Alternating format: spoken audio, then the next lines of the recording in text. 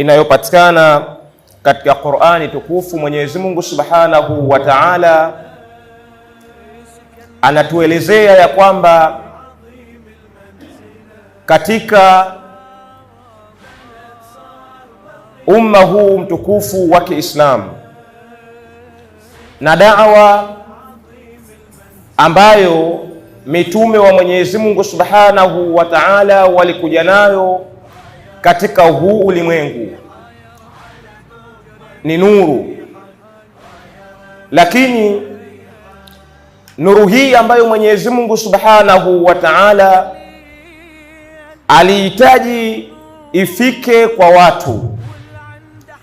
nuru hii ambayo Bwana Mtume Muhammad sallallahu alayhi wa alihi wasallama alipambana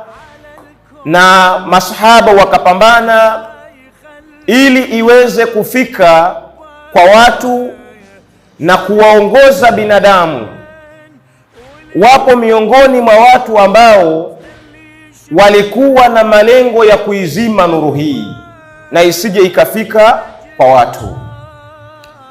Sasa Mwenyezi Mungu Subhanahu wa Ta'ala anapowazungumzia watu waliokuwa na haya malengo ya kuizima nuru hii ya Mwenyezi Mungu Subhanahu wa Ta'ala isije ikafika kwa wale wahusika, Mwenyezi Mungu Subhanahu wa Ta'ala anawaambia ya kwamba hawatoweza kulifanya jambo hilo, kwa sababu Mwenyezi Mungu Subhanahu wa Ta'ala katika nidhamu yake, katika mifumo yake alishatengeneza ya kwamba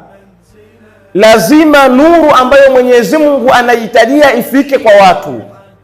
nuru hiyo ni lazima ifike na hakuna wa kuzuia. Yuriduna an yutfi'u nura Allahi biafwahihim, kuna watu ambao wanahitaji kuizima nuru ya Mwenyezi Mungu Subhanahu wa Ta'ala biafwahihim, kwa midomo yao, kwa maneno yao. Wa ya'ballahu illa an yutimma nura, lakini Mwenyezi Mungu Subhanahu wa Ta'ala yeye ameshalikataa jambo hilo, isipokuwa tu Mwenyezi Mungu Subhanahu wa Ta'ala amehakikisha ya kwamba lazima nuru yake itimie kwa hali yoyote ile,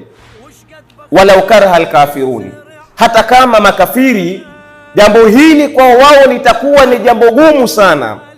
ni jambo ambalo watakuwa wanalichukia, lakini Mwenyezi Mungu Subhanahu wa Ta'ala ni lazima nuru hiyo aweze kuifikisha kwa wanadamu na kila mtu aipate nuru hiyo pale atakapoamua kuifikisha.